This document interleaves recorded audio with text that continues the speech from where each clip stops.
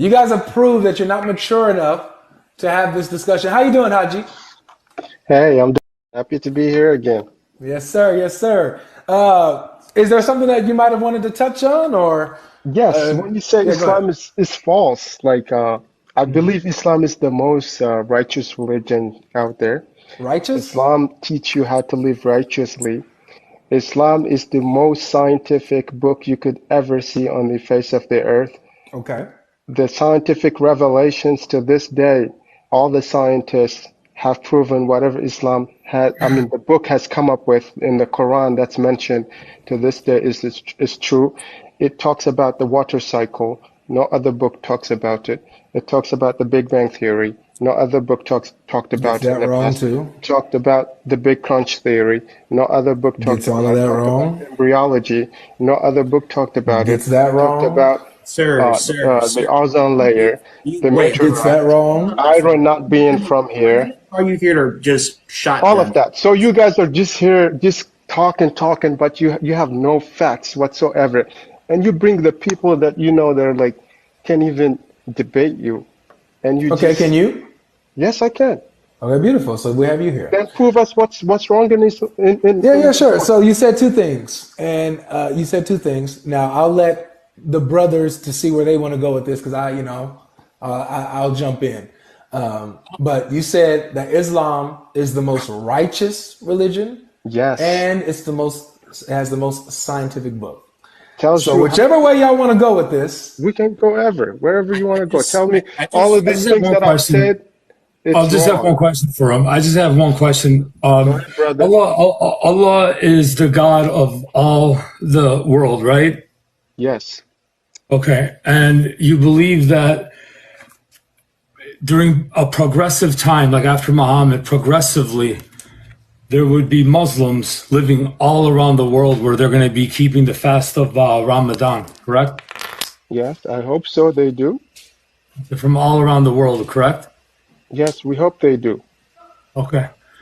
Now, when do you begin the fast of Ramadan? According to the moon sighting, depending on where you are, if the someone come, we have a, Let me give you the verse, chapter 2, verse 187. okay, I have my book in front of me. What do you want to say there? What is that? So what does it say there? Okay, let me open my book. Chapter 2, you said. No Surah problem. Al-Baqarah, right? Uh-huh. And you said verse what? Ayah 187. 187. No, we're not kidding you. Surah 4187. Okay, you mean like أحلت لكم, okay, أحل لكم بيت, okay, I'll read the English version of it, okay? Hmm. It is made lawful for you to have sexual relationship with your wives on the night of uh, Asum, which is fast. Huh? They are libas, body cover or screen or sakin, right? Enjoy the pleasure of living with them, as in the verse. For you and you are the same for them. Allah knows that you used to deceive yourselves. So He turned to you, accept your repentance and forgave you. So now have sexual relations with them and seek that which Allah has ordained to you, winning offsprings, and eat and drink until the white thread of, meaning the white thread, the light of the dawn appears to you, distinct from the black thread. Okay, then complete the psalm, which is the fast, till the night falls. Okay. Okay. hmm So do you agree with this ayah?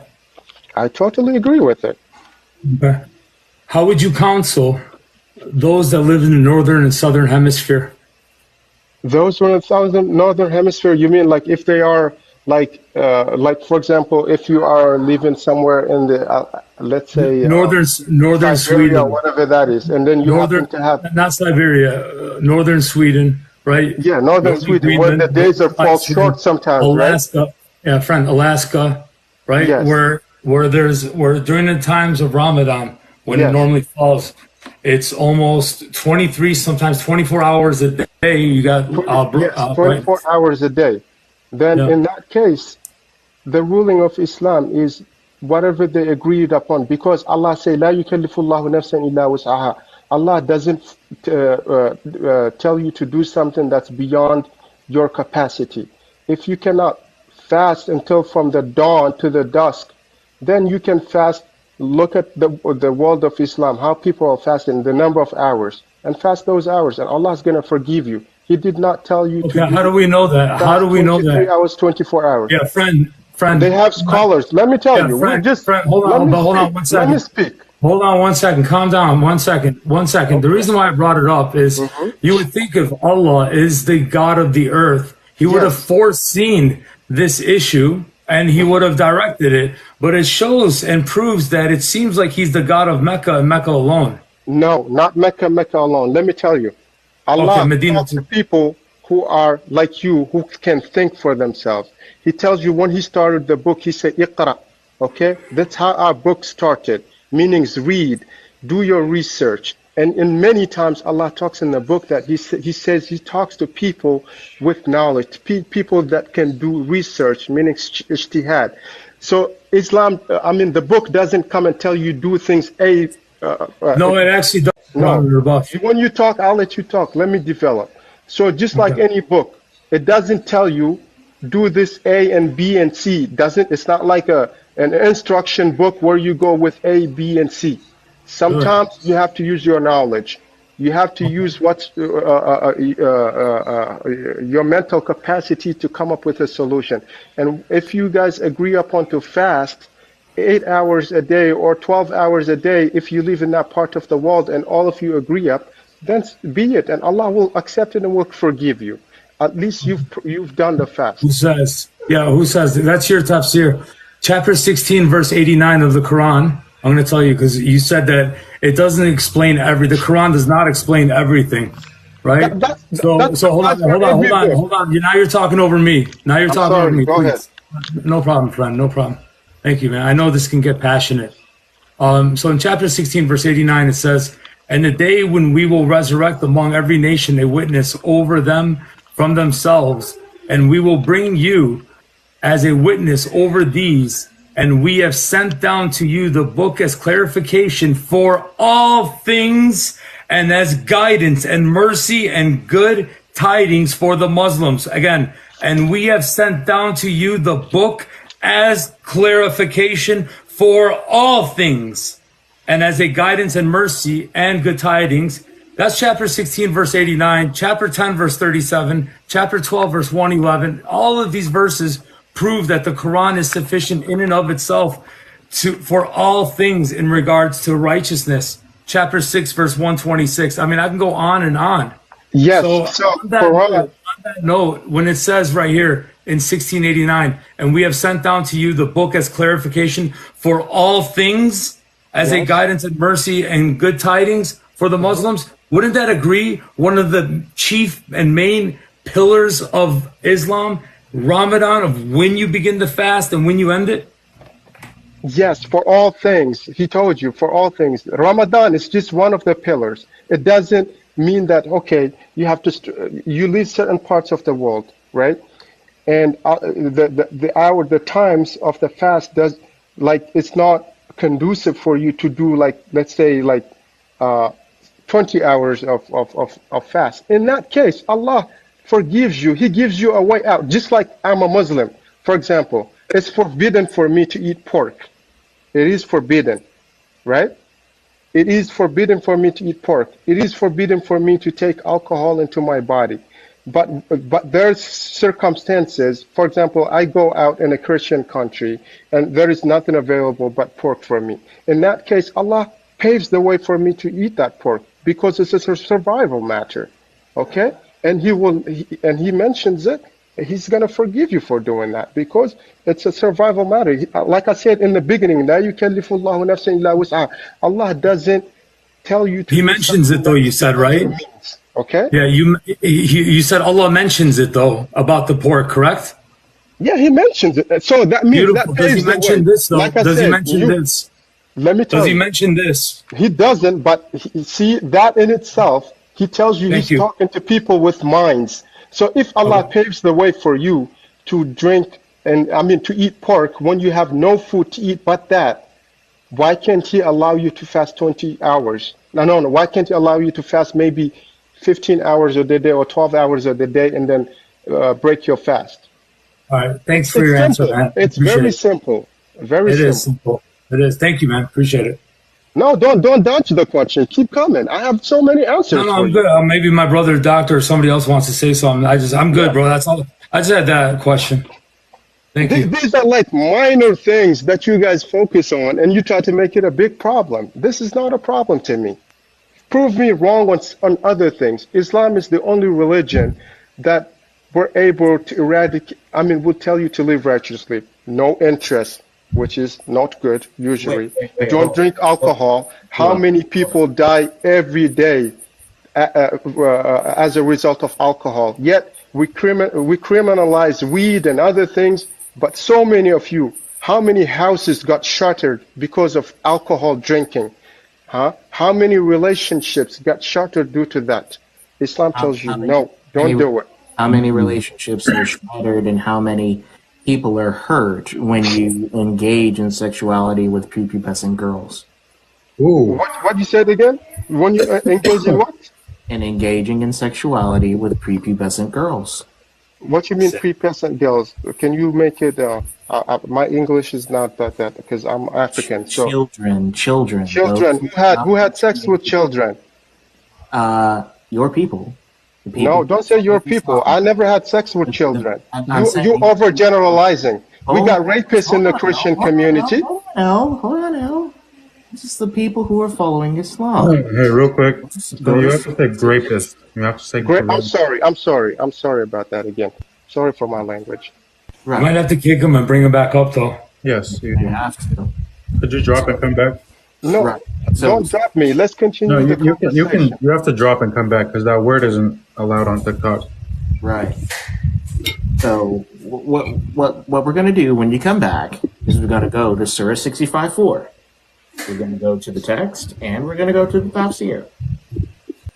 Yeah, we can hear you. The surah that you're quoting, it is about divorce and marriage, and this surah in specific has nothing to do with someone who's a child. It is basically trying to explain to you is that if you have married someone or then haven't touched them, they do not have a waiting period to get remarried. However, if you have engaged in sexual activities, then the person has to wait either if she's pregnant or if she hasn't menstruated yet, a 3 month or a 12-month period, so that the father is known when they do give birth, so that she doesn't marry someone else and then have that You make sure that so that's what the surah is. But there's another thing which is very, very popular, and a lot of people talk about it, is that the Prophet married a young woman, right?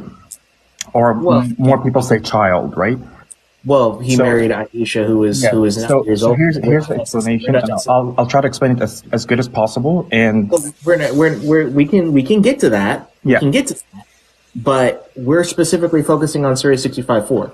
yeah, Surah 65:4 is talking about adult women or women that have menstruated. It's not about children. Well, let's. The reason why you don't see it is because you need to go to back in the surah and take the whole context of the surah, not take only the middle part, because the Quran works in a way where it's the whole surah needs to be read to be understood. I'm not trying to argue with you. I'm just trying to explain to you that surah in specific. That's how it works. So it's only this surah that needs to be taken in the entire chapter. No, I'm saying the Quran in general, because there's some places in the Quran, for example, that will tell you go to war and kill, for example, right? But if you take it in the middle of the surah, then it doesn't make sense, and it'd be quoted out of context where, oh yeah, he said go kill. And that's what people like ISIS do, right? But then when you read the whole surah, you go like, okay, so he said there was a war, this is what happened, this is why he allowed it to happen. You understand what I mean? Well, this is why we don't just simply read the passage. We go to the tafsir, because your scholars tell us the context of these passages and the meaning of them. So, like tafsir al-Jalalain, and it says that this waiting period is for women who have not menstruated yet because of their young age. And even then, if you don't like tafsir al-Jalalain, we can go to Ibn Kathir. We Here's what Ibn Kathir says. we could pull out the surah together. What number is it? 65:4. 65 verse 4, correct? How are you coming to explain a passage that you don't know the actual text of? I was just The thinking number- that. because I know it in Arabic, like I've read the Quran obviously, but I do not know the numbers in specific. Does that make sense? So here, I'll just read Ibn Kathir, No problem. because he knows the meaning of this passage then. Well, if you So- really want to stick to one person telling you that, sure, but we can go through that. Go ahead.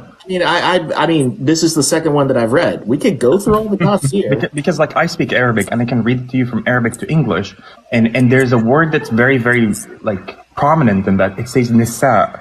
Nisa means woman. It does not mean children. Nisa simply means female. It can refer to anyone of the female sex in any age. This is why the text clarifies who it is. No, I'm telling you as an Arab. Nisa means with all due respect, Lapite, we've gone through this before. We've seen people try to go to the magic Arabic and say, well, Nisa just simply means woman. It doesn't.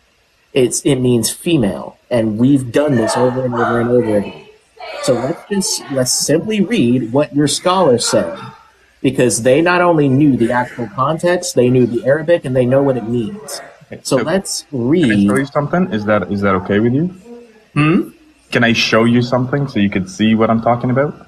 How about I show you what I'm talking about here?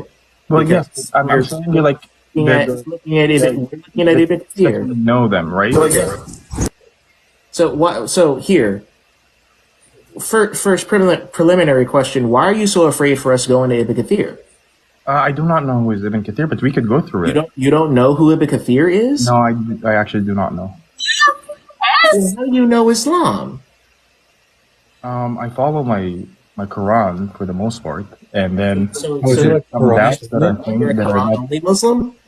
No, so I follow the Quran, and if there's some things that are in doubt, that is when I go to tafsirs of the Prophet's sayings to make myself more aware, if that makes sense.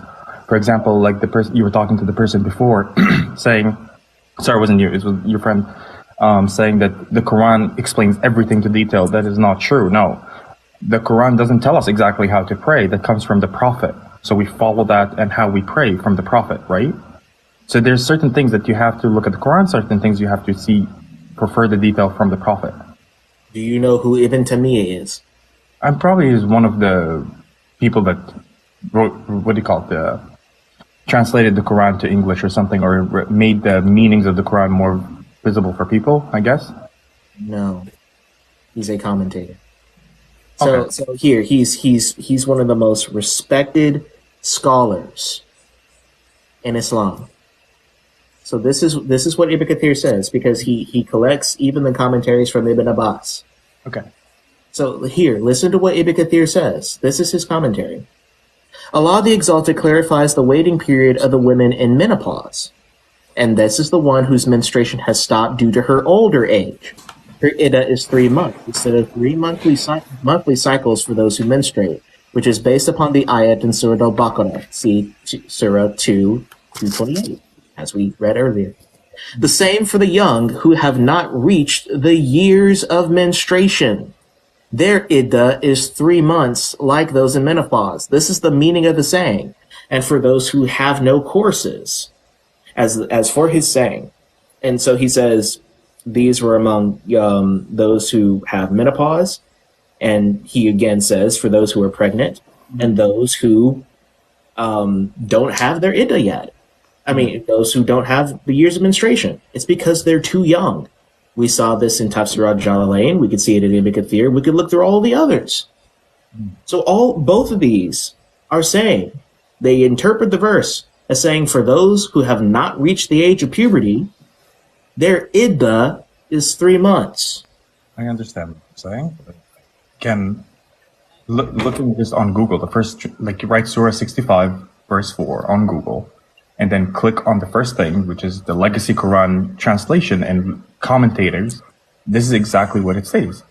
And those for who no longer expect menstruation among your women, if you're in doubt, the period is 3 months, and so on goes there. It does not mention someone who has not reached their period. What's the next line say? What is it? What does the next line say? If you're in doubt when they're in period, it's 3 months, and also who have not menstruated, and for those who are pregnant, their term So is. you're going too fast. Yeah, so go ahead. it mentioned the part where it talks about those who have not menstruated, right? Right. So those are the ones who are young. That's literally what it commentated on here. So here's the thing, right? When you go and say, oh, he's talking about specifically children, the problem is, you don't, in Arabic, when you translate it, it's still talking about women. It does not talk about kids, right? So, Well, no, you'd be wrong. You'd be wrong because it here, let me explain. Right. Explain. Yeah, go ahead. Because as the text says, it's not talking about women. It's talking about those who have not reached the years of menstruation, as Ibn Kathir says. Yeah, but the problem is, here's the thing, right? Ibn Kathir knew the meaning of the word nisa, but Yeah, but it said that this right? is about people who have not reached the years of menstruation. So what are the years of menstruation? But that's the thing. What I'm trying to explain to you is that you're talking about this guy, right, in specific, because he's well known in the Muslim world or whatever it is. But the problem is there's so many of them, and that's why we have between Muslims themselves, Muslim Shias, Sunnas, there's so many different parts of Islam, right? Or sectors like how you guys have in Christianity, where you have Catholics, Orthodox, Protestants, and so on, because every part of the people follows something that they want, right? And that's where we get some people that are extremely extreme and some people that are extremely lenient, right? So that's a problem. You're holding on to a person that said this, and just because he said this, it is the right thing. Do any of your hello guys. Sorry? Do any of your sects of Islam disagree with Ibn Kathir and say that he's not a scholar? I do not know if Say you that he's disagree not a with respected scholar. Or that he's wrong on this. Right. I would imagine there's people that do disagree and people that do agree, but the problem is, again, I take the Quran as word to word. Like one thing, let's you could prove your point. let's try to, like, because man, arguing and who's authoritative, yada yada yada, gets us nowhere. We Right. understand from Islamic understanding everywhere that we go. It's not just one guy that Ibn Kathir. It's literally the jurisprudence, Islamic law that understands it this way. That it's talking about children, gives a law on why it's allowed, and uses this as an example, as its proof, and Muhammad's example with his marriage with Aisha and his consummation with her. Correct. So these are the proofs that the jurisprudence uses to validate that child relations is allowed in Islam.